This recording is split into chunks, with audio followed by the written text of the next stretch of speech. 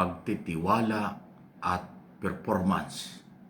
Trust and performance rating ni Pangulong Marcos tumaas ngayong first quarter ng 2026. Kailan ba yung first quarter? Natural, January, February, March. Ayan. Yan ay base sa resulta ng survey ng Okta Research Group, lehitimong organization na pinamumunuan ni na Dr. David at iba pa.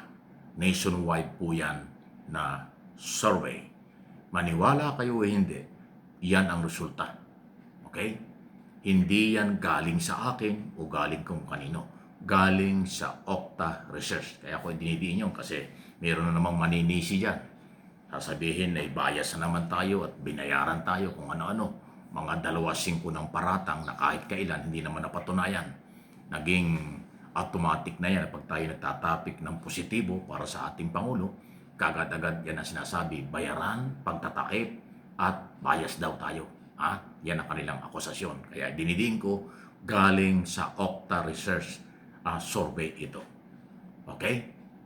54% na dating 48%. So tumaas ng 6% ang trust o kay pagtitiwala ng taong bayan kay Pangulong Marcos. Iyan. Okay? Yun naman pong performance ay tumaas ng 55%. Dating 50 kung di ako nagkakamali. Tama ba? O basta tumaas ng 55% sa performance. Tumaas ng 5 to 4%. So, yan po yung resulta. Okay? Maganda ito kahit papaano dahil pagtitiwala at performance. May tiwala at may ginagawa. Ayun ang ibig sabihin. May nagawa, nakita ng mamamayang na-survey. Kasi yung pagtaas ng 5% sa performance, nakita nila na mayroong ginagawa ang Pangulo. Yun ang ibig sabihin nun. Tumaas yung tiwala, ibig sabihin, yung 6% na pagtitiwala. Ang pinag-uusapan dito, yung last quarter ng 2025 at first quarter ng 2026 ngayong taon. So, good for business ito. Maganda rin ito para sa mamamayang naniniwala kasi positibo. Ayan. Yun. Dahil kapag ang taong bayan ay may tiwala sa Pangulo, lalakas ang kumpiyansa ng mga negosyanteng dayuhan at lokal para palakasin ang ekonomiya ng bansa kasama ang tourism, pati security. Pag nakita rin na tumaas din ang performance, ibig sabihin ang Pangulo ay nagtatrabaho, nasa tamang direksyon, nagtatrabaho. Lahat yan ay kabaliktaran dun sa paratang ng mga anti-Marcos. Kasi sabi ng anti-Marcos, wala na daw tiwala ang taong bayan sa mamamayan. Nangangulugan dito, kabaliktaran. Fake yung paratang na yan. Kasi tumaas pala eh. Sinasabi nila, walang ginagawa ang gobyerno ni Pangulong Marcos. Kabaliktaran na naman. Kasi ang lumalabas doon sa survey, umangat nga.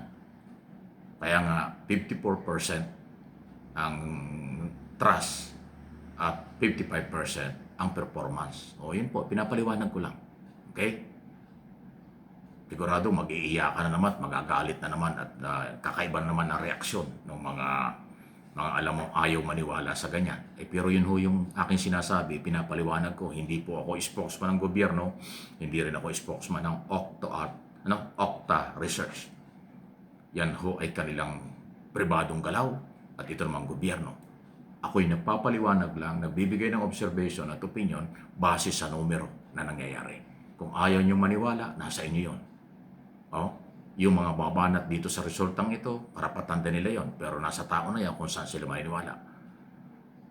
Naniniwala ang taong bayan kay Pangulong Marcos. Kaya nga mataas yung trust rating.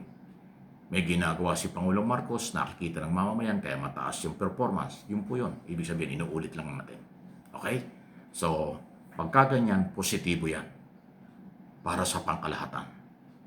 Positibo yan para sa matitinong Pilipino. Positibo yan para sa demokrasyang umiiral. At yung trabaho ng Pangulo, nagagawa niya.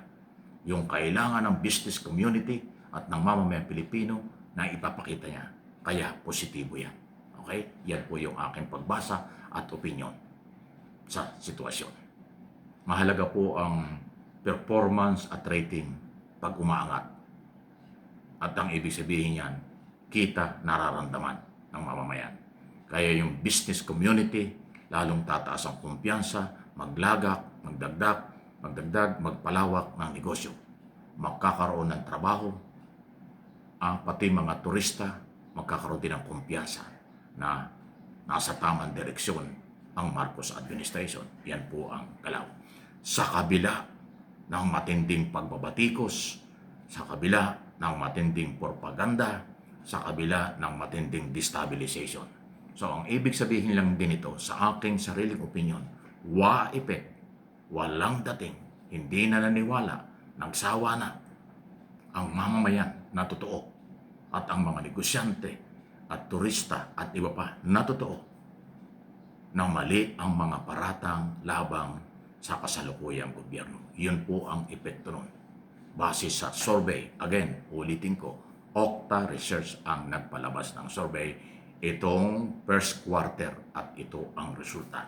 Huwag kayong magalit sa akin, huwag kayong magalit kung sa gobyerno, yung survey na yan, pribadong sektor yan. Walang kinalaman ng gobyerno dyan. Yung na-survey nila, nationwide, yun ang nagsabi at nagpatotoo. Kung ano inyong pananaw dyan, kung negatibo o hindi, lalo na yung mga negatibo, alam na natin kung anong grupo yan. Anyway, so tayo naman ay nagbabalita at nagpapaliwanag lang sa kaganapan. Isa rin malinaw na pagod na ang tao, ayaw nang maniwala sa mga panggugulo at paninira. Dahil nakikita nila may ginagawa ang gobyerno at nakikita nilang dapat silang magtiwala sa kasalukuyang Pangulo. Yun po ang mensahe ng positive result ng survey. Ayan, napakalinaw yan. Okay? Please like and share, subscribe and follow. Yun pong mag-aakusang binayaran tayo, bias tayo, at kung ano-ano pa. Yan po'y bulok, basura at lumang argumento at komento. Alam natin kung saan ang gagaling yan. Huwag na kayong maniwala dyan dahil sunog na yung ganyang klaseng argumento dahil puro salita lang, walang dokumento, walang pagpapatunay, halata mong pikon, desperado, nagpapanik na. Kung sino mang grupo yan, hindi ko napapangalanan. Okay? Mas masarap ang buhay sa tamang pagbabalita kaysa sa pagbaliktad dahil parte ng kanilang madilim at malabong pangarap kasing dilim ng sabaw ng pusit na bagong luto. Please like and share. Sarap kasi yung pusit eh. Pusit na adobong may baboy. Ang itim nun pero ang sarap nun.